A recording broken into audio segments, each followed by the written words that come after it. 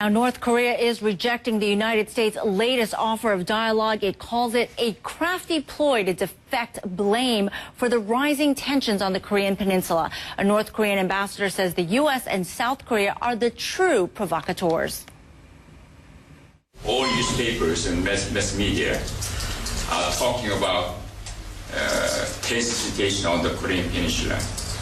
But the point is, the problem here is that they are describing as if DPR Korea is provocating.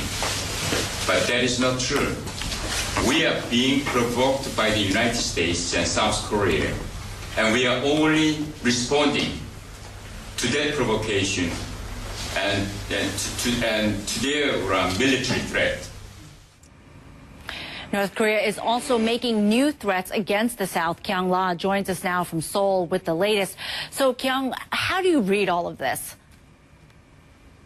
Well, the threat that we got overnight here in Seoul is very similar, and it echoes the sentiment that you just heard from the ambassador there, what North Korea is saying in this latest threat. And it is a tick up, a little more threatening than we'd heard in the last couple of days, Patricia.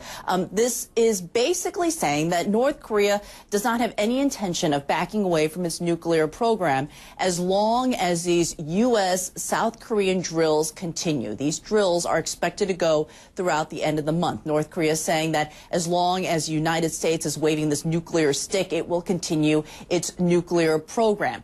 Well, the response from the United States is that in a briefing that CNN attended from a U.S. official, the U.S. official saying that these drills are strictly for defense and deterrence, that these are ordinary, typical drills that are done every year here in South Korea, and that basically implying that this is the excuse that North Korea is using to try to pursue this program that the world is condemning. So the United States says it will certainly not be backing down from these defense drills, and that it is hoping that North Korea wakes up, comes to its senses, and uses a diplomatic off-ramp that has been offered by Secretary Kerry. Now, Kyung, North Korea has called the U.S. offer of dialogue a crafty ploy. But is that an outright rejection? It's not. It's like some guy sits in a room in North Korea and tries to write out all these crafty sentences.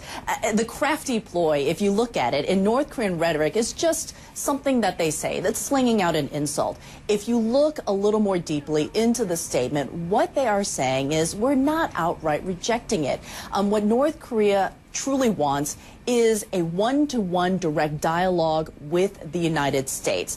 Now, that's something that's probably not going to happen. What the United States is hoping for are the six-party talks, because who is sitting at that table?